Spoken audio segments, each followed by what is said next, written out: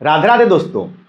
यहां पर यूरोप के देशों ने ट्रंप चचा को खुल्लम खुल्ला बोल दिया है कि हे चचा जान, ये जो युद्ध आपने छेड़ रखा है ईरान वालों के साथ, ये युद्ध आपका है। आप इस बात को समझिए। इस युद्ध में आप हमें ना घसीटिए, आप खुद निपटिए यहां पर।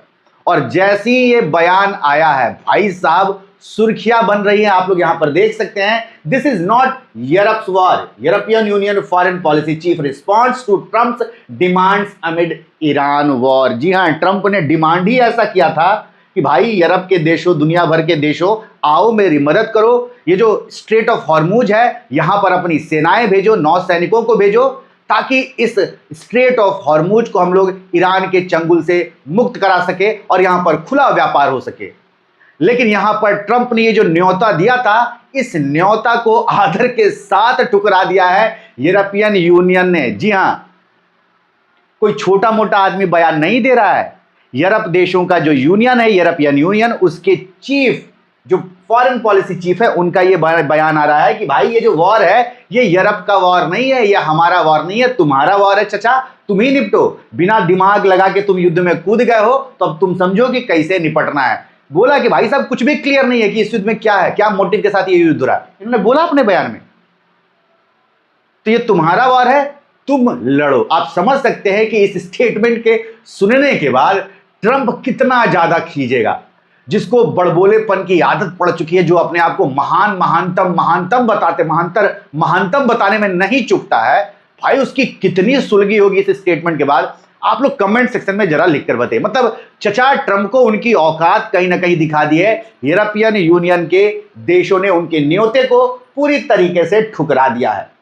इससे पहले बात करें तो इन्होंने ये जो न्योता था, ये तो 4-5 दिन पहले ही दे दिया था। बीच में लगभग सभी नेताओं का स्टेटमेंट आ चुका है। अगर बात करें तो यूरोप के जो कुछ प्रमुख देश हैं, जैसे कि बात करें जर्मन के, तो जर्मनी की तरफ से भी उनके डिफेंस मिनिस्टर ने क्या बोला, भाई साहब हम अपनी मिलिट्री को नहीं भेजेंगे यहां पर, हम डिप्लोमेटिक रास्ता तलाश रहे हैं, हम लड़ाई वड़ाई में नहीं फंसेंगे। देखिए आज की डेट में दुनिया चालाक होती जा रही है। सबको पता है कि एक बार युद्ध में घुसे तो फिर इकोनॉमी डमाडोल हो जाएगी, और सब कोई आगे बढ़ना चाह रहा है भाई साहब शांति से। केवल इस अमेरिका को छोड़ के। अमेरिका युद्ध में इसलिए घुसता है क्योंकि इसके अपने वेपन्स बेचने हैं, इसको अपनी डिफेंस इंडस्ट्री को बूस्ट करना, यहां से ये मोटा पैसा छापता है, और इसके लिए क्या करता है, ये दुनिया भर में युद्ध छेड़ते रहता है। अब इस युद्ध में ये छेड़ दिया और खुद ही शामिल हो चुका है और अब फंस चुका है। अब ये चाह रहा है कि हम तो डूबेंगे सनम, तुमको भी ले डूबेंगे। अमेरिका तो डूब ही रहा है, अब सोच रहा है कि हमारे साथ और भी 5-6 देश निपटा जाए तो क्या ही दिक्कत है भाई। और ज्यादा देश अगर साथ में लेकर जाएंगे तो ईरान जल्दी हार जाएगा, तो इससे युद्ध जल्दी समाप्त हो जाएगा, इससे कॉन्फ्लिक्ट जल्दी खत्म हो जाएगा। तो दिमाग लगा रहे थे चचा, लेकिन इनके दिमाग को यूरोप देशों ने चलने नहीं दिया, तो इन्होंने भी मना कर दिया। एक बहुत पावरफुल देश यूरोप का।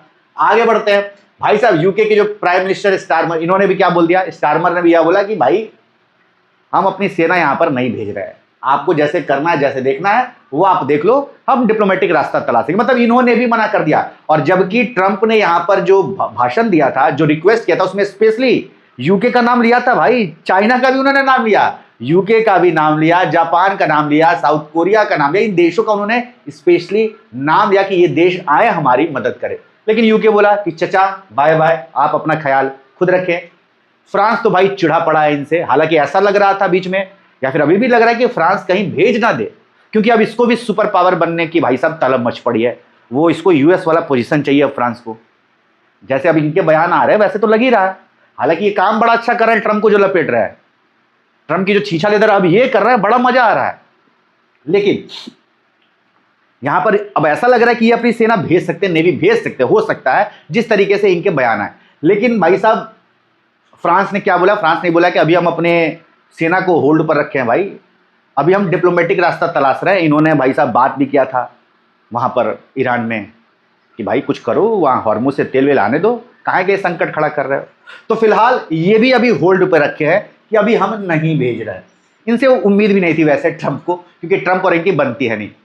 इटली की प्राइम मिनिस्टर, इनको ने क्या बोला, ये फोटो तो बड़ा फेमस है इंडिया में, क्यों फेमस है जरा कमेंट सेक्शन में लिखकर बताइए। खैर यहाँ पर मेन टॉपिक पर, टॉपिक से नहीं भटकते भाई, यहां पर आते हैं। तो इटली के प्राइम मिनिस्टर ने बोला कि भाई साहब हम इस युद्ध में नहीं कूद रहे हैं, और साथ ही साथ इनकी जो सेना, कुछ लोग हैं इनके सेना के लोग, वो इराक के अंदर हैं, तो वहां से भी ये अपने जवानों को बुला रही हैं, अपने सैनिकों को बुला रही है कि भाई वहां माहौल खराब है, हम अपने सैनिकों को बुला रहे हैं। तो ये तो इटली उल्टा बुला रहा है वहां पर जो है उसको भी बुला रहे हैं कि भाई तुम लोग आ जाओ, आराम से रहो, यूएस को निपटने दो, जब ये युद्ध खुद ही छिड़ा है तो खुद ही निपटे, हम कहाँ इसमें जले मरे।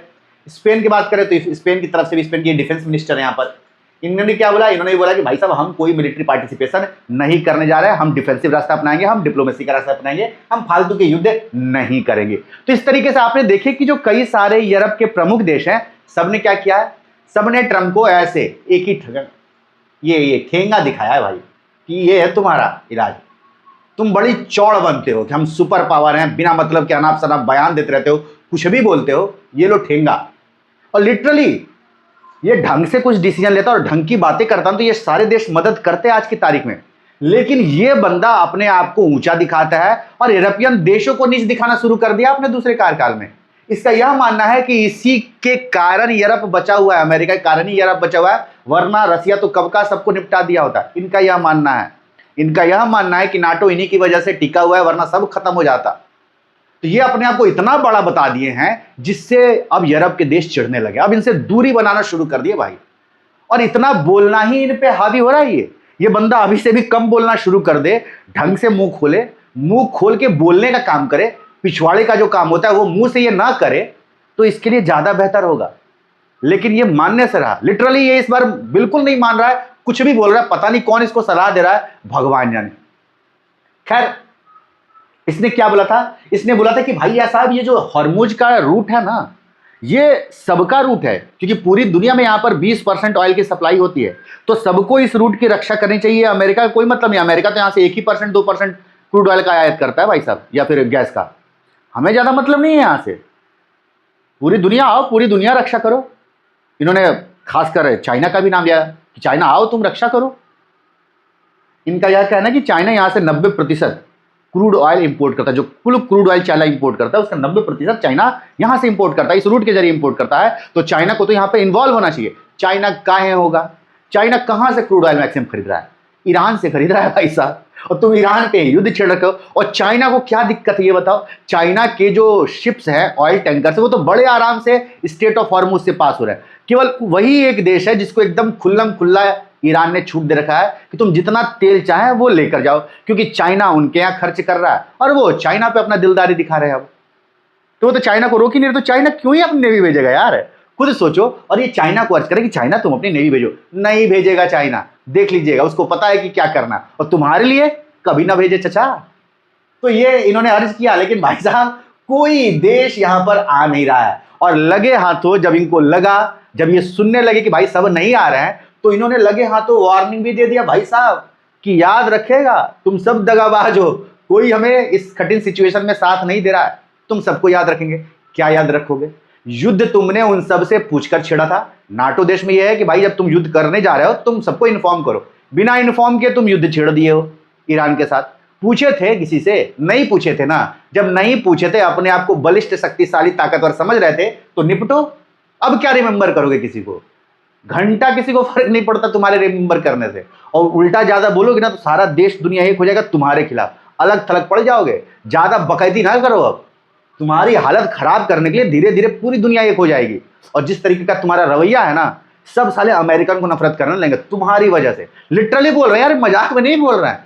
ये जैसी हरकत कर रहा है ना, सब इनको नीचा समझने लगेंगे अब धीरे धीरे आने वाले समय में, इनसे सब दूरी करने लगेंगे, छांटने लगेंगे इनको दुनिया से। तब इनको समझ में आएगा क्या गलती की है इन्होंने।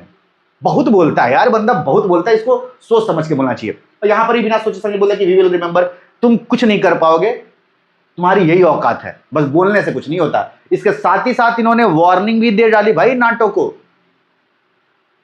ये नाटो का फ्यूचर बहुत खराब होने वाला है। जी हाँ, क्यों? क्योंकि नाटो के देश इनकी मदद के लिए नहीं आ रहे हैं इस वॉर में। नाटो बोल रहे हैं कि हमसे पूछ के वॉर लड़े थे, नहीं लड़े थे ना, तो निपटो। इनको अब बुरा लग रहा है कि नाटो का फ्यूचर खराब हो। क्या होगा, तुम हट ही जाओगे ना, हट जाओ। अब उसके लिए वो कमर कस रहे हैं भाई।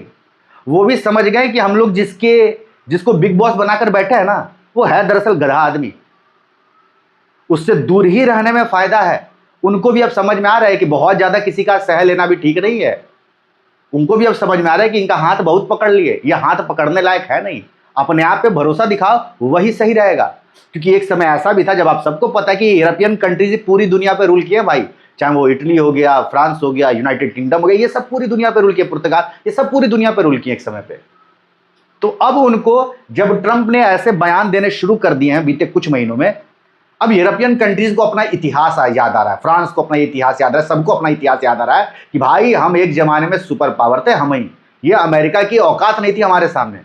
और अब ये बढ़ चढ़ के बोल रहा है इसको साइड करो, अब हम लोग अपने रक्षा खुद करेंगे। फ्रांस तो क्लियर कट बोल रहा है कि भाई हम सबके लिए न्यूक्लियर मिसाइल बनाएंगे, तुम लोग चिंता मत करो, हम सबकी रक्षा करेंगे, जहां जरूरत होगी हम अपनी सेना भेजेंगे। यहां तक फ्रांस बोल रहा है, इन चचा ट्रंप को जवाब दे रहा है मेनली फ्रांस। तो इनकी तो भाई लंका लगा दी है यूरोपियन कंट्रीज ने ऐसे बयान देकर। और ये जो बयान आया कि ये हमारा वॉर नहीं है, ये भाई साहब इनकी हालत और खराब कर देगा। बहरहाल ये क्यों चाहते हैं कि गल्फ ऑफ हॉर्मुज में, स्ट्रेट ऑफ हॉर्मुज में पूरी दुनिया अपनी नेवी भेज दे? इसलिए क्योंकि इनकी करतूत की वजह से ऑयल प्राइसेस बढ़ रहे हैं, दिन प्रतिदिन बढ़ रहे हैं, $100 प्रति बैरल से ऊपर पहुंच चुके हैं और बहुत जल्द $200 प्रति बैरल भी पहुंच जाएंगे अगर ये युद्ध जल्दी न रुका। क्योंकि ईरान जो है वो स्ट्रेट ऑफ हॉर्मुज पे जाम लगा दिया है भाई साहब, वहां से ऑयल टैंकर्स आ जा नहीं पा रहे हैं, जो आ रहे हैं वो उसकी अनुमति के साथ ही आ रहे हैं, जो ऐसे आने की कोशिश करे उसको वो उड़ा दे रहा है। जिसमें अमेरिका का भी टैंकर सामने, उनके भी टैंकर को उड़ा दिया।